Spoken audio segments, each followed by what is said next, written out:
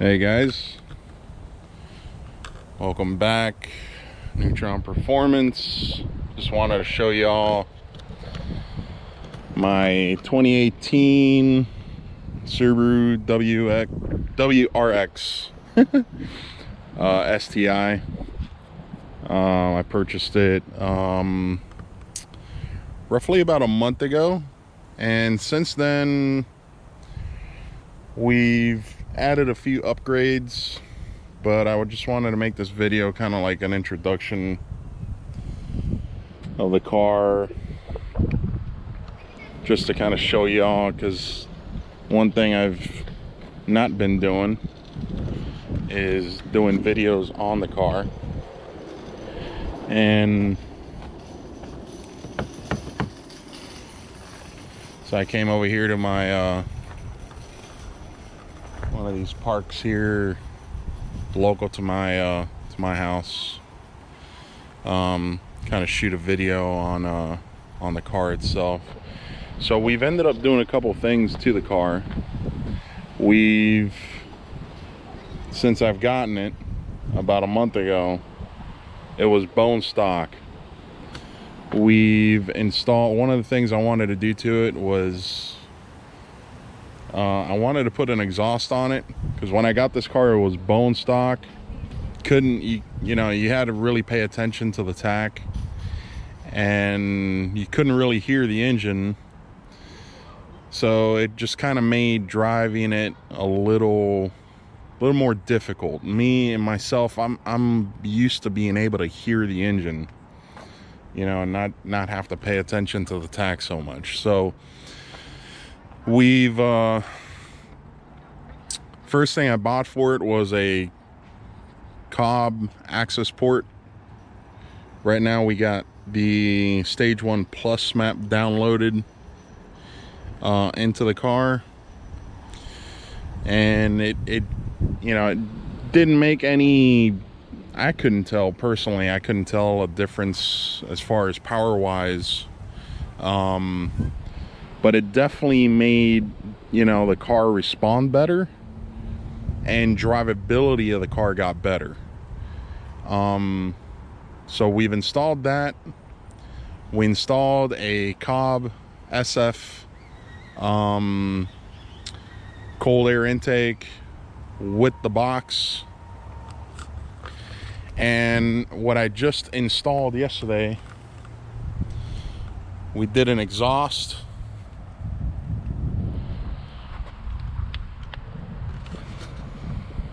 Tomei Extreme TI Catback exhaust. Not sure if you guys could see it, but it's under there, and it sounds freaking amazing, guys. Really woke the car up. You could hear the car. It's just, I find it easier to drive the car now with the exhaust than with the stock exhaust, because you could barely hear the car at all without really revving it up. So the Cobb access port,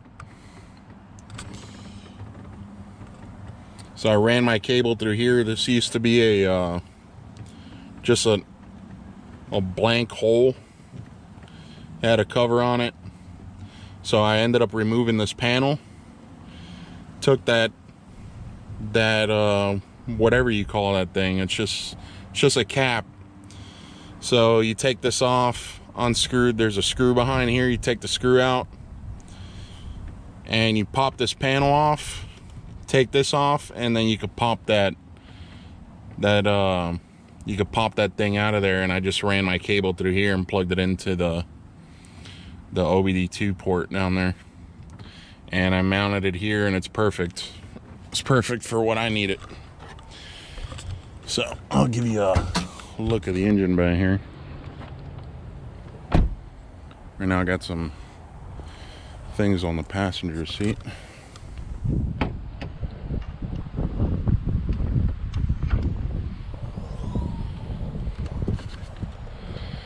So as you guys can see, it's bone stock. Car's bone stock. I mean, we haven't done anything to it besides the Cobb intake.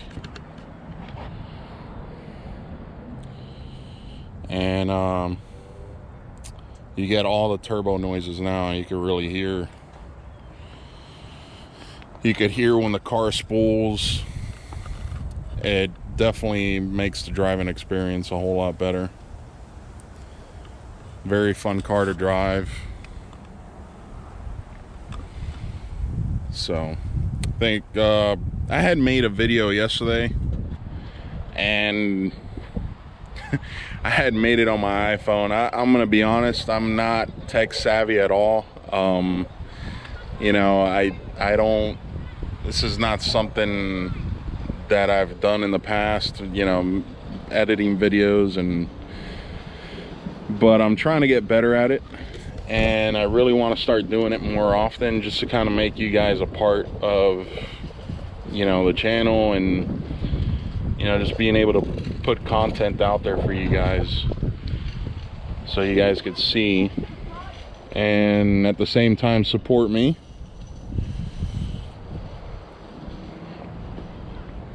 So but that's it, guys. Next thing I'm gonna end up doing to this thing is a IAG competition series air to oil separator, and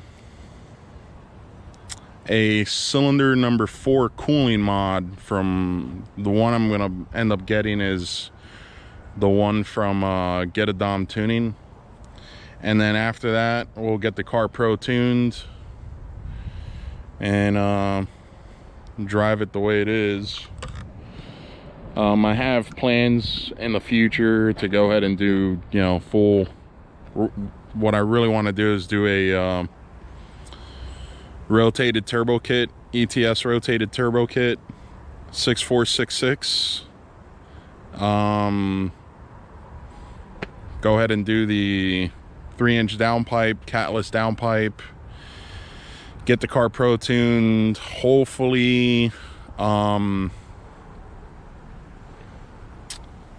We'll see. I mean, either the rotated kit or build the engine and then do the rotated kit.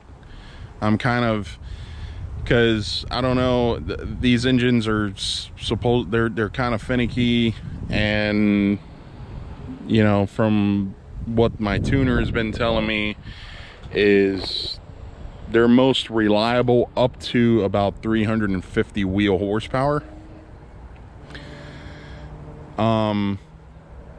And, you know, anything past 7,000 RPMs, the valve train, the stock valve train in these cars really can't support anything really above that. So it's I really want to run a 6466. Problem with that is, when's the boost going to kick in, and, you know, how much do you have to rev the car to actually get any kind of useful power out of it? You know, if basically, for example, if the turbo starts to spool in around 5,000 RPMs, but I got to shift at 7,000 RPMs because of stock valve train, and these cars can't support anything above that, then, I mean, really, you know, it's can't really use that, you know what I mean? So we'll see. I might end up just building the motor, and then doing the rotated kit, or leave the motor stock, do a FP green, FP green turbo, front mount intercooler. I might actually end up doing that, and not taking apart the motor and stuff, just to have fun with the car, being able to enjoy the car, you know, because I just got this thing, you know. But anyways, guys, I kind of wanted to make a video of it today just to kind of show you guys the car. And I'm gonna mount the GoPro in here and make another video. I made a video yesterday using the iPhone of how the exhaust and the intake sounds while driving the car in the interior. Problem with the video is using an iPhone, you know, the lighting is was kind of bad. So I'm gonna try doing it again with the GoPro and see how that works out. Anyways, guys, I appreciate you guys watching the channel. Very clean car. I'm super happy, stoked with the car. It is a daily driver.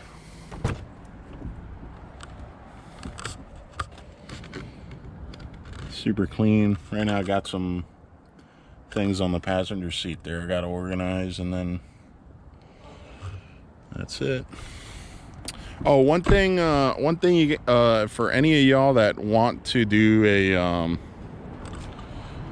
a Tomei exhaust is,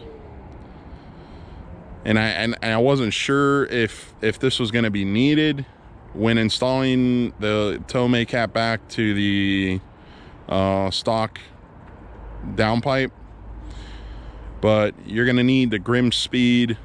You're going to need the Grim Speed adapter because the stock downpipe has got a donut at the end of it. So it's an adapter that goes from the stock downpipe to the 3-inch exhaust, Catback exhaust. You gotta, you know, with this exhaust system, you gotta have it. I know for the NVIDIA N1,